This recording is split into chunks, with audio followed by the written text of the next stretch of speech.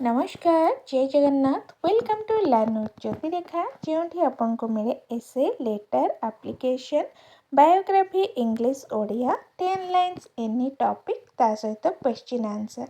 आज विषय वस्तु होउछि षष्ठ श्रेणी साहित्य बहिर प्रथम अध्याय वर्षार प्रश्नोत्तर करिबा।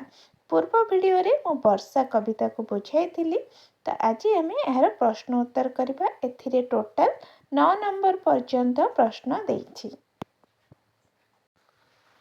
1 नंबर निम्नलिखित प्रश्न गुड़िकर उत्तर कुह। एथिरे समुदाय 5टी प्रश्न देछि क ठारू उ पर्यंत। 1 नंबर क वर्षरे केतोटी ऋतु आसे? वर्षरे 6टी ऋतु आसे। ख ग्रीष्म ऋतु परे केउ ऋतु आसे? उत्तर रे ग्रीष्म ऋतु परे वर्षा ऋतु आसे। ग नंबर मेघ माने केउठी मिलित हुअन्ति? मेघ माने आकाशरे बा शून्य पथरे मिलित हुअन्ति। घ नंबर पृथ्वी सूर्यंक उत्तापरे केते मास उत्तप्त थिला? पृथ्वी सूर्यंक उत्तापरे 8 मास उत्तप्त थिला। खद्योत केते बेले उड़ी बुले? खद्योत संध्या बेले उड़ी बुले। 2 नंबर देछि उत्तर लेख। एथिरे सेहीपरि 5टी प्रश्न देछि। एबे तार उत्तर लिखिबा। मेघमाला किपरि भावरे जल वर्षा कले? मेघमाला शून्य पथरे एकाठी होई घोर शब्दरे गर्जन करी जल वर्षा कले। ख नंबर गर्जन्ती आबोरीण पानी एठारे किए गर्जिबा कथा कुहा जायछि? एठारे बेंग माने गर्जिबा कथा कुहा जायछि। ग नंबर एही कवितारे काहाको राजा बोली कुहा जायछि? एही कवितारे पृथ्वी को राजा बोली कुहा जायछि। घ नंबर वर्षा ऋतु को सकल ऋतुकर सार बोली कवि काहेकि कहिछन्ति? वर्षा ऋतुरे धरणी शस्य संपदरे परिपूर्ण हेउथिबारु वर्षा ऋतु को सकल ऋतुंकर सार बोली कवि कहिछन्ति। उ मयूर काहाको चाहि नृत्य करे? मयूर मेघ को चाहि नृत्य करे। 3 नंबर सरल भाषा रे बुझाई लेख। सरल भाषा माने सरलार्थ। क नंबर मही मंडल दुख चाहि जल छाड़िला तोष होई। मही उत्तर लिखिबा मही डट डट दबा लास्ट लिखिबा होई। उक्त पद्यांशटी आम साहित्य बहिर वर्षा कवितारू आसीछि। एठारे कवि जगन्नाथ दास पृथ्वीर दुख देखि वर्षा किपरि जलदान करिछि ताहा वर्णना करिछन्ति। ग्रीष्म ऋतु परे वर्षा ऋतु आसे। सूर्यंक उत्तापरे पृथ्वी 8 मास उत्तप्त थिला। मेघमाला शून्य पथरे बा आकाश पथरे मिलित होई घड़घड़ी बिजुली सह जल वर्षा करिछन्ति। तेणु पृथ्वी वर्षा ऋतुरे शस्य श्यामला होइथाए।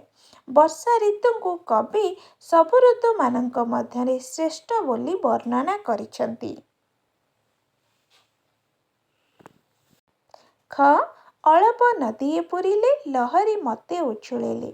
लिखिबा अळप डट डट दबा शेषरे उछुळिले। उक्त पद्यांशटी कवि जगन्नाथ दासଙ୍କ लिखित वर्षा कवितारू आसीअछि।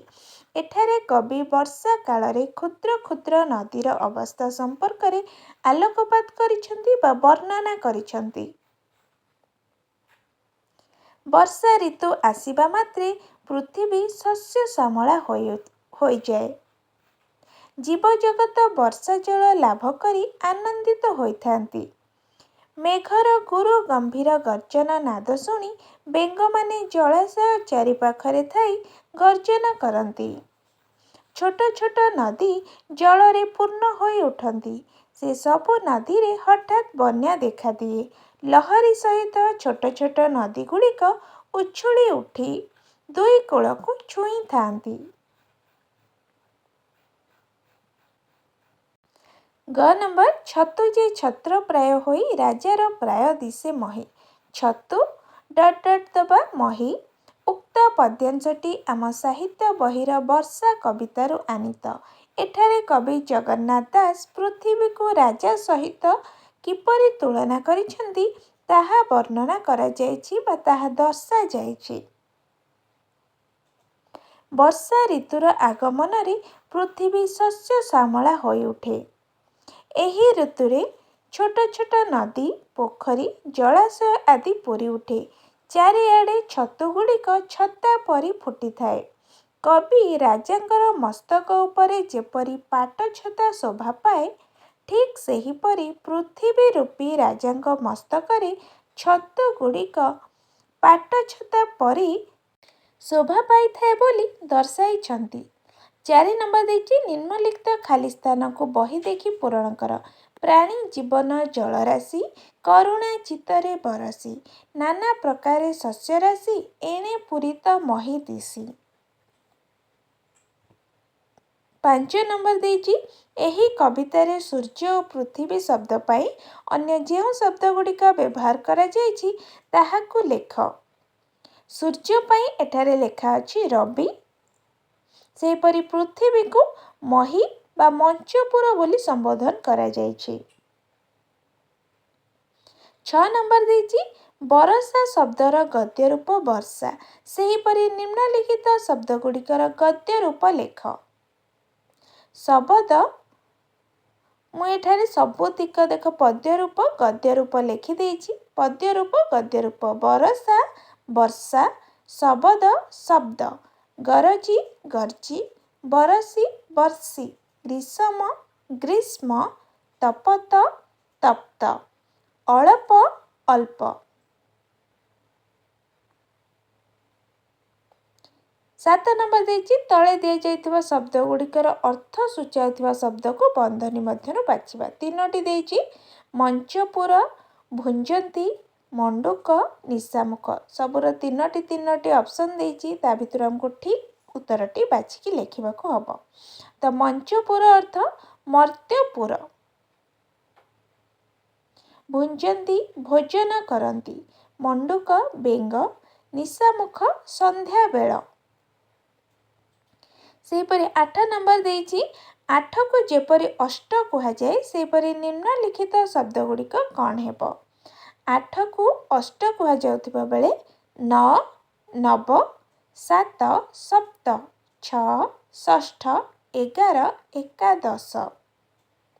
9 ନମ୍ବର ଦେଇଛି ଭିନ୍ନ ଜାତୀୟ ଶବ୍ଦଟିକୁ ଚିହ୍ନଟ କରି ଲେଖ। ଏଠି 4ଟି ଶବ୍ଦ ଦେଇଛି ଯାହା ଅଲଗା ଆମେ ଲେଖିବା। ବର୍ଷା, ବିଜୁଳି, ଗିରିଶିଖ, ପବନ। ଗିରିଶିଖ ହେଉଛି ପର୍ବତର ଶିଖର। ମଣ୍ଡୁକ, ମୟୂର, ଛତୁ, ଖଦ୍ୟୋତ। ଛତୁ କାରଣ ଏହା ଉଦ୍ଭିଦ, ଆଉ ସବୁ ହେଲେ ପ୍ରାଣୀ। ଆଶା କରୁଛି ଭିଡ଼ିଓଟି ଭଲ ଲାଗିଥିବ।